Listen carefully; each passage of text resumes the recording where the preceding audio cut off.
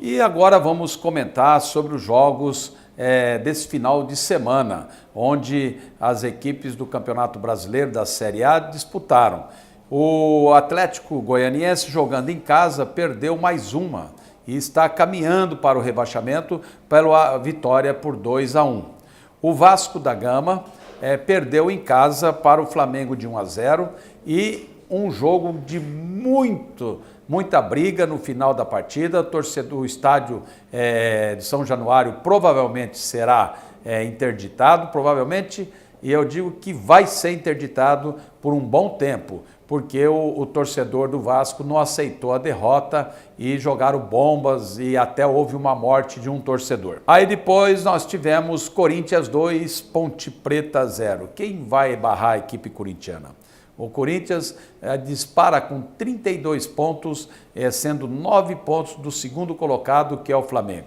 Precisa perder 4 partidas em seguida para perder o primeiro lugar do campeonato.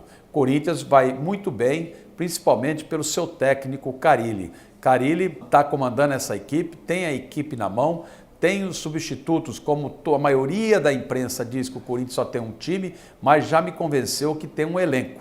Porque se sai um, entra o outro, o nível da equipe do Corinthians não cai. Aí tivemos a Chape empatando com o Clube Atlético Paranaense de 1-1.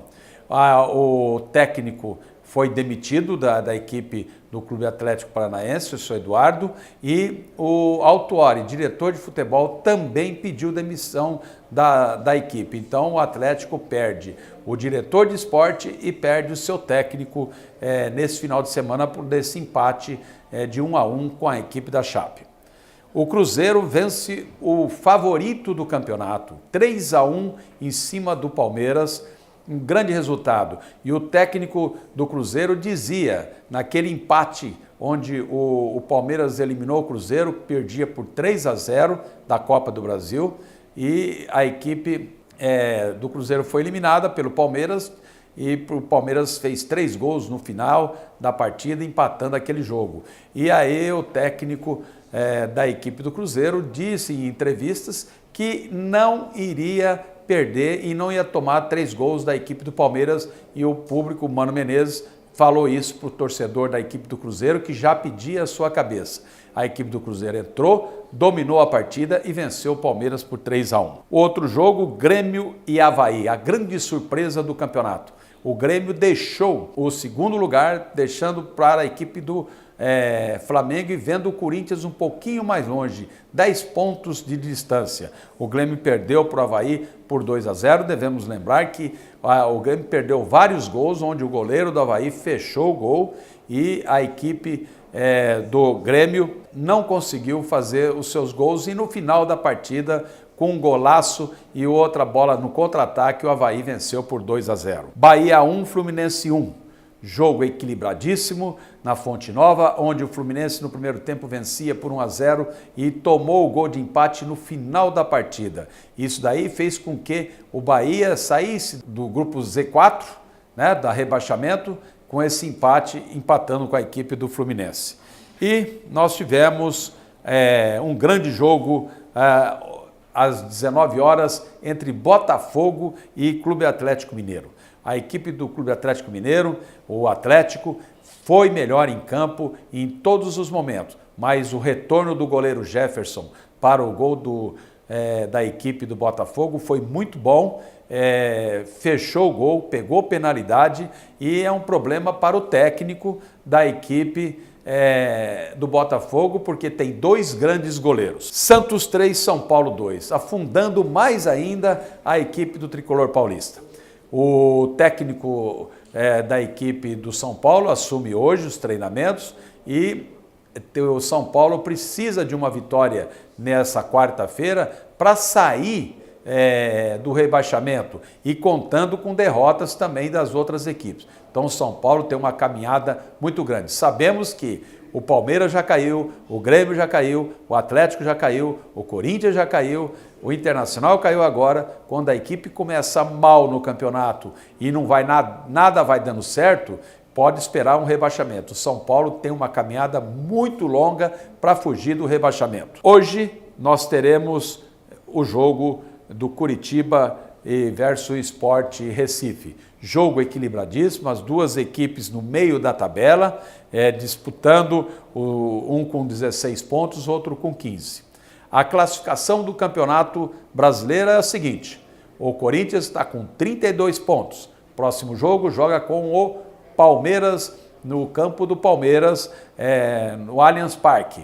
E lá não há torcedor em São Paulo da outra equipe, é torcida única, para acabar com esses problemas de brigas que tinham no estádio. Eu acho que a Polícia Militar de São Paulo fez muito certo isso daí, fazendo que em São Paulo só fosse torcida de uma equipe só.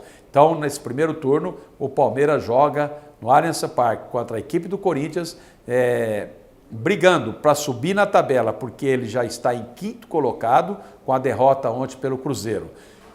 Flamengo vem logo em seguida com 23 pontos. Flamengo é uma equipe que tem um elenco, grandes jogadores. Se o Corinthians vacilar, o Flamengo chega. Então, é um jogo importante. Mas só que quem o Flamengo pega? Pega a equipe do Grêmio de Porto Alegre. E jogando contra a equipe do Grêmio, que está com 22 pontos. Flamengo 23, Grêmio 22. É uma partida de 6 pontos. E acredito num grande jogo onde o Grêmio não pode perder mais. Aí o Palmeiras com 19 precisa vencer o Corinthians para sair desse marasmo que está a equipe palmeirense e fazer com que o Corinthians não distancie muito dos seus adversários no Campeonato Brasileiro. Cruzeiro, 17 pontos, está em ascensão, saiu lá de baixo, ganhou essa partida contra o Palmeiras, deu moral, barbaridade, e o Cruzeiro vem com 17 pontos. Fluminense com 17, deixou de estar com 19, porque cedeu o empate para o Bahia no final da partida e poderia ter, até então agora, está numa classificação junto com a equipe do Palmeiras. A equipe do Atlético Mineiro vem logo em seguida também 17 pontos, onde ele está simplesmente por saldo de gols e atrás da equipe do Fluminense. Vasco da Gama 16, o jogo Botafogo 16, Coritiba 16 pontos, vem na classificação. Então Botafogo, Coritiba e o Vasco da Gama, as equipes que estão ali na Sul-Americana do Campeonato Brasileiro. Sport Recife com 15, Ponte Preta com 15, Atlético Paranaense com 15, a equipe da Chapecoense com 15 pontos, são as equipes que vêm logo em seguida, e o grupo de baixo está ali, apertando essas equipes. Se caso acontecer uma ou duas derrotas e as equipes de baixo vencerem, e fatalmente cairá no Z4 do rebaixamento. Lá embaixo na tabela nós temos a equipe do Bahia com 12 pontos, mais fora do rebaixamento, mas com 12 o Vitória da Bahia também com 12 pontos. E o Avaí, com a grande vitória ontem, onde ninguém dizia nada, em cima do Grêmio, foi para 12 pontos. Então o negócio está equilibradíssimo ali. E no penúltima colocação vem a equipe do São Paulo Futebol Clube. O São Paulo com 11 pontos. O São Paulo, de agora em diante, é só vencer. Se tiver vacilo dentro de casa, poderá ficar prejudicado. E o Atlético de Goiás, lá embaixo, na minha opinião, já é a única equipe que já foi rebaixada, porque não tem um elenco, não tem um time de futebol de primeira divisão, de Série A de Campeonato Brasileiro. E agora aqui do meu lado, o diretor de futebol da equipe do Comercial, Paulo Teles. Ele vai falar. Vamos começar, Paulo, já dizendo para você que árbitro ontem que arbitrou esse jogo do Comercial e o Ceilândia. Mais uma vez o Comercial é prejudicado pela arbitragem. Lamentavelmente, né? Primeiramente aí um olá para todos os amigos, internautas, e dando os parabéns pela iniciativa do programa, mas também aproveitando o espaço e o momento para poder, mais uma vez, né, Paulinho, lamentar uma arbitragem tendenciosa contra o futebol sul-mato-grossense. Novamente o Comercial jogando seus domínios, foi claramente prejudicado. Aquelas 1.500 pessoas que lá estiveram no Morenão ontem testemunharam um pênalti legítimo feito no Bruno Nunes, que poderia mudar a história do jogo, como também uma expulsão bizonha, porque não tinha motivo nenhum de ter tido o primeiro cartão amarelo, e o segundo cartão amarelo, a falta ocorreu no campo do adversário, né? Não foi nem no campo, no nosso campo ali praticamente, né? Foi uma falta que não poderia ter dado o cartão amarelo. Na hora eu cantei ali, falei, não pode dar cartão. Se ele der o cartão, está mal intencionado, porque vai expulsar o jogador do Comercial. Exato. Foi o que aconteceu. E aí viramos o primeiro tempo com um jogador a menos, frente a uma equipe fortíssima, que é o Ceilândia, uma equipe bem montada, estruturada, e o resultado ainda bom para nós, porque nós podemos ir a Ceilândia, como fomos outra vez, e trazer o resultado positivo e a classificação para o Comercial. Paulo, eu vi o seguinte, o Comercial ontem entrou com uma equipe defensiva, com vários volantes. Eu, dentro de casa, eu não concordo com isso daí. Eu acho que tem que partir para cima do adversário. Então, o Comercial teve dificuldades por não culpa dos jogadores, porque o jogador cada um joga do jeito que ele está acostumado. Então, ali aconteceu que houve esse problema e, por exemplo, os dois laterais esquerdos que foi contratado não jogaram e foi colocado um outro para jogar ali na posição. Estavam machucados? O que está acontecendo com esses jogadores? Não, ali foi a opção tática do treinador. E o Douglas é um jogador que faz as duas, né, as funções, tanto da direita quanto da esquerda. E o Walter entendia que, alternativamente, um dos laterais poderia apoiar melhor numa jogada de contra-ataque ou numa jogada de velocidade que poderia ocorrer no decorrer da partida, né? Tanto é que ele fez a modificação, né? Jogou depois para a direita e colocou... Sim, colocou o Salomão lá para poder... E o Salomão e o próprio Murilo, que são laterais esquerdos, eles são laterais mesmo, né? Dificilmente vão até a linha de fundo, como também o Misael quase não foi, né? No primeiro tempo, praticamente não apoiou lá na frente, como o Douglas foi, né? O Douglas teve uma partida ontem maravilhosa, jogou muito bem, mas faltava a chegada, né? O Adriano teve algumas oportunidades de poder, no primeiro tempo, de abrir o placar, um momento ruim. Também tem que se falar a questão do gramado do Morenão, que dificulta muito o toque de bola do Comercial. O Comercial sempre querendo tocar a bola, mas a bola pipocava, ela esbalava, ela ia para um lado, ela ia para o outro. E o adversário mais forte, mais parrudo, né? Jogadores mais tarimbados acabavam catimbando melhor o jogo e levando para uma bola parada, que é o forte do Ceilândia hoje. Eles não têm mais uma jogada individual como tinham antes, com o Romarinho e o outro meia que saiu. Então a jogada deles é a bola parada. E foi o que aconteceu. Numa bola parada eles tiveram a oportunidade de matar o jogo. E quase o Guilherme pegou essa bola, né? O Guilherme fechou o gol ontem, vamos dizer. Sim. Aqui. Teve chances de gol a equipe do Ceilândia, mas esbarrava no goleiro Guilherme do Comercial. E o Comercial também teve chances lá do outro lado. Era uma partida que, na minha opinião, o melhor resultado seria 0-0. E outra, eu acho que o Comercial vai jogar lá em Ceilândia. Devia um diretor da federação, o presidente da federação, acompanhar a equipe do Comercial. Porque interesse é subir para a Série C. Sim. E isso daí não está acontecendo. E está bem próximo de acontecer, né? É possível, você vê que o nosso time, apesar da folha de pagamento aí está com dificuldade financeira. Você jogar num estádio com pouca torcida, você jogar num campo onde o campo é irregular, você não ter local para treinar, igual o Comercial não tem, um campo de uma boa qualidade. E mesmo assim, tem uma equipe competitiva dentro de campo, se percebe que tem condições e situações que nós podemos almejar um futuro melhor para o futebol sul-mato-grossense.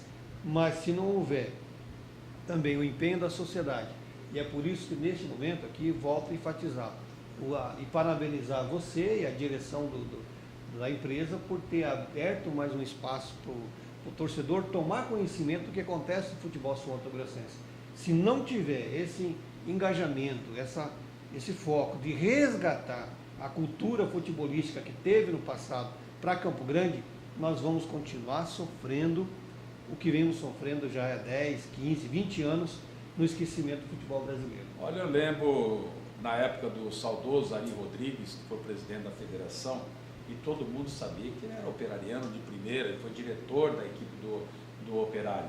E o Ari Rodrigues, como presidente da federação, acompanhou aquele ano que o Comercial classificou na Copa do Brasil e alguns diretores do Comercial entregaram uma partida aqui em Campo Grande por causa financeiramente para parar na final do campeonato, que depois chegou no domingo, venceu o Operário de 4-1 numa final, quer dizer, com outro time. Então foi escalado um time reserva para jogar contra a equipe lá do Espírito Santo, me parece. E se passasse, jogaria contra o Ceará e depois poderia ter feito a final com o Palmeiras, quando o Palmeiras foi campeão. Então, infelizmente, isso daí ocorre. E o Ari acompanhava. E eu mesmo, às vezes ele fala assim, eu não posso ir, vai lá você. Eu ia acompanhar, me apresentava para a arbitragem, a ordem era essa, se apresenta para a arbitragem. Apresentava, sou da federação, estou aqui, boa sorte para vocês. E o Ari, mais esperto, ele chegava junto mesmo dos árbitros e fazia com que tinha representatividade. Ó, a federação está dando apoio. Mesmo ele sendo operariano, mas ele vestia a camisa da federação. Então, hoje não acontece mais isso. Infelizmente, a federação não dá esse suporte para a equipe hoje do Comercial. Você pega, por exemplo, o Morenão, que é um estádio para 45 mil pagantes, né, pessoas lá dentro. Você coloca lá 1.300, 1.400 pessoas, é um estádio oco. Sim. Oco. É um estádio onde não tem mandante. O árbitro, ele entra ali, ele entra como se estivesse na casa dele, na sala dele. Não tem pressão nenhuma para fazer uma boa arbitragem. Não é para roubar para o Comercial, não é para roubar para o Operário, não é para roubar para ninguém. Para fazer uma boa arbitragem, coisa que não tem sido feita ao longo de 2017. Eu chego a pensar, às vezes, Paulinho, que é coisa direcionada, é coisa mandada, porque não é possível. 4 jogos, 5 com a Copa do Brasil, você ser prejudicado descaradamente, como nós estamos sendo feito aqui em Campo Grande, é coisa mandada. Eu não tenho, mas como outra palavra, não sei falar isso. Olha, eu comungo com você isso aí também. Eu estou achando que é coisa mandada. O árbitro já vem aqui já sabendo o que tem que fazer. E mesmo assim, o clube vai para a Ceilândia, domingo, sábado, com reais possibilidades de devolver o placar que nós fizemos lá na vez passada, porque é um campo bom, onde o Comercial consegue tocar bem a bola, consegue ter infiltração, consegue envolver melhor o adversário, porque é um campo bom, e nós temos chance de realizar esse sonho. Talvez a única oportunidade nos próximos 4, 5 anos que Campo Grande tem é agora, né? Então nós precisamos desse apoio, precisamos desse incentivo, precisamos dos pensamentos positivos do comercialino, do Campo Grandense, do Sul Mato Grossense, porque é isso que vai fazer a nossa bola entrar lá domingo que vem.